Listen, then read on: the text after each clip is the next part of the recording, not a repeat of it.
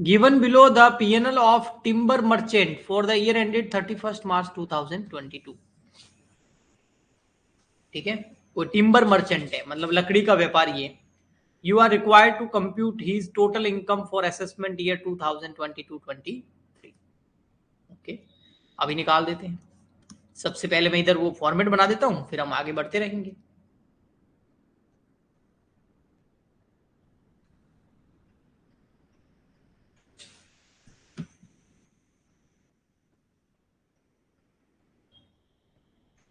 कुछ हद तक तो आपको पता चल गया होगा ऐसे क्वेश्चन में करना क्या होता है। सीधा लिखना होता है कंप्यूटेशन ऑफ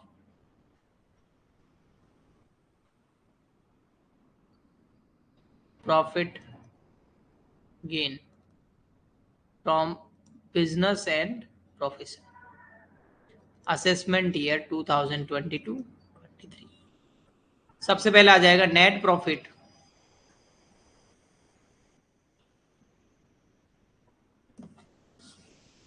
कितनी बेकार राइटिंग आती है इस पे, ये कैसा बेकार पैनल। नेट, इतनी बेकार राइटिंग मेरी है नहीं, पैनल आएगा ना फिर देखना आप। Net profit as per P&L account, ये तो मजबूरी है, मजबूरी का नाम महात्मा गांधी। 2,50,000। अब इसमें ऐड कर देंगे जो डिसअलाउड एक्सपेंसेस हो। सीधा कर देता हूं, ठीक है। जो डिसअलाउड एक्सपेंसेस होंगे उनको ऐड कर देंगे, ठीक है, ओके।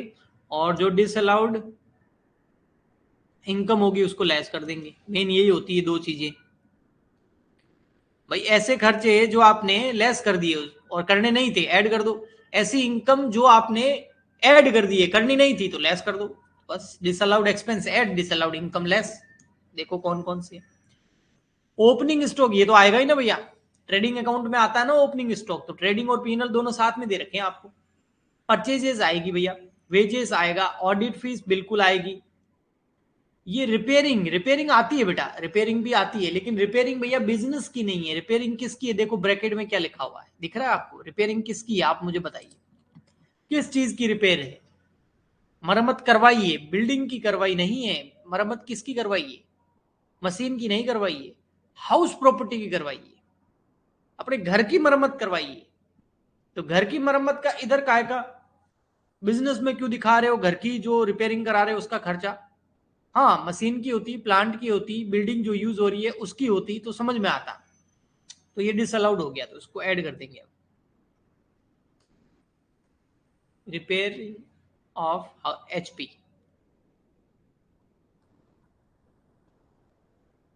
हाउस प्रॉपर्टी कितना है, ये है 2,000। पहले अंदर लिख देते चलो। नेक्स्ट, जनरल एक्सपेंस तो अलाउड होंगे। Commission on raising loan, loan लिया उसके ऊपर कमीशन दिया, अभी रहने देते हैं। बैड एप्स रिजर्व डिसअलाउड है, बैड एप्स अलाउ है। बैड एप्स रिजर्व डिसअलाउड होता है, कितना है 500। ऐड कर दो bad apps reserve. Bad apps reserve, reserve provision disallowed होते हैं। हाँ, इसकी जगह बैड एप्स होता तो अलग होता, और नीचे दिया हुआ भी है ये देखो। बैड एप्स अलाउ है लेकिन रिजर्व डिसअलाउड होता है, ठीक है, okay. Interest on capital last में कल ही लिखाया था मैंने।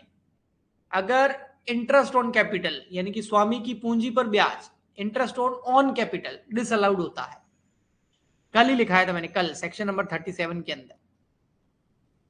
10,500 तो डिसअलाउड है, ऐड कर दो इंटरेस्ट ऑन कैपिटल।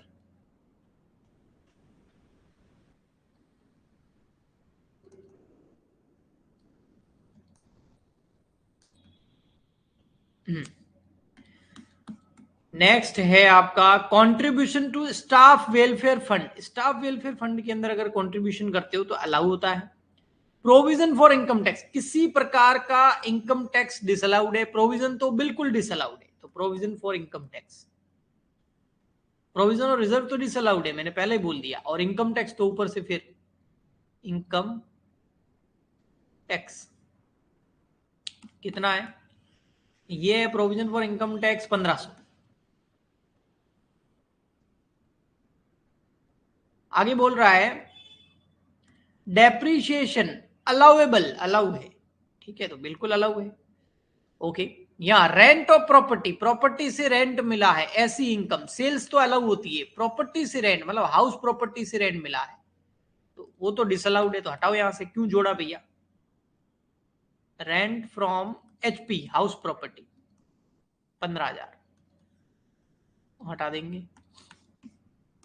फिर आएगा क्लोजिंग स्टॉक, वो तो आता है बिल्कुल, अब करके देख लेते हैं। तो यहां आ जाएगा 2,50,000 plus 2,000 plus 500 plus 10,500 plus 1,500 minus 15,000। देखते हैं क्या आ रहा है। 252 कमीशन, यस, कुछ तो है यहां पर।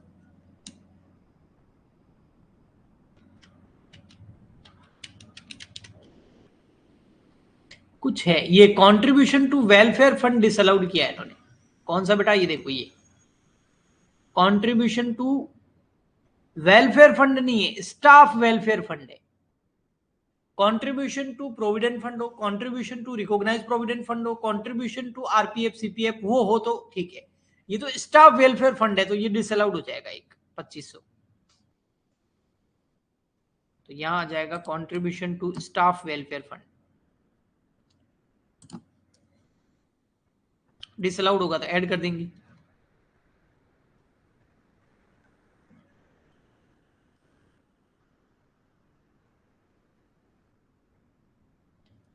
तो अब क्या क्या जोड़ना है, देखो 2,500 10,500 1,500 2,500, ऐड करना हमको 17,000 17,000 कर दो। 250 में ऐड तो आ जाएगा 267। अब इसमें से हम कर देंगे लेस कितना, 15,000, तो आ जाएगा 252। तो income from business and profession,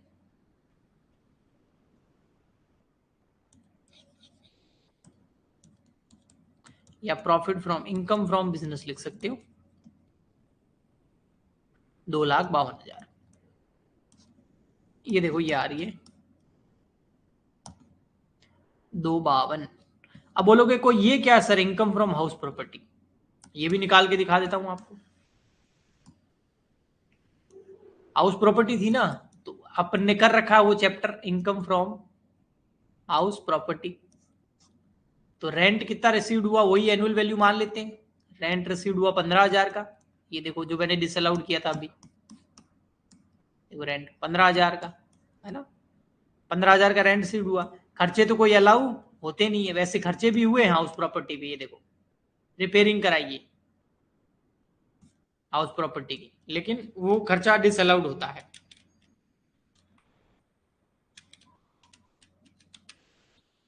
अच्छा, तो ये एनएवी आ गई, अनरियलाइज रेंट वगैरह कुछ है नहीं, 15,000 इसमें से लेस हो जाएगी डिडक्शन।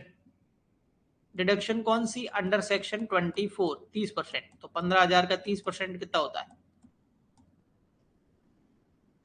वो होगा शायद 15,000 का 30% 4,500।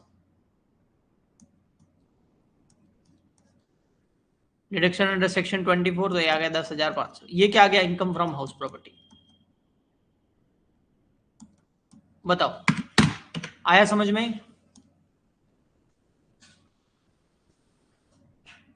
अभी बताते हैं मोनिका बेटा, पहले ये तो बताओ बिजनेस इनकम तो आ गई ना 252।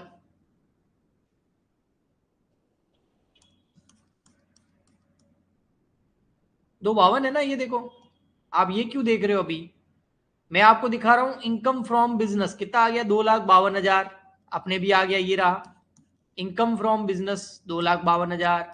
इनकम फ्रॉम हाउस प्रॉपर्टी कितना आ रहा है, 10,500, ये रहा इनकम फ्रॉम हाउस प्रॉपर्टी कितना आ गया, 10,500। बताइए, यहां तक बताइए। ओके, अब देखो यहां पर, अब आएगी टोटल इनकम, मिस्टर एक्स की टोटल इनकम। टोटल इनकम कैसे निकालते पता है, चारों हेड से इनकम, इनकम फ्रॉम सैलरी वो तो है नहीं, ये जॉब करने गया नहीं, इनकम फ्रॉम हाउस प्रॉपर्टी ये रही 10,500, 10,500। इनकम फ्रॉम बिजनेस वो आई 2,52,000। तो ये आ गई टोटल इनकम कितनी इसकी, 2,62,500। ये यहां पर ये टोटल दे रखा था 2,62,500।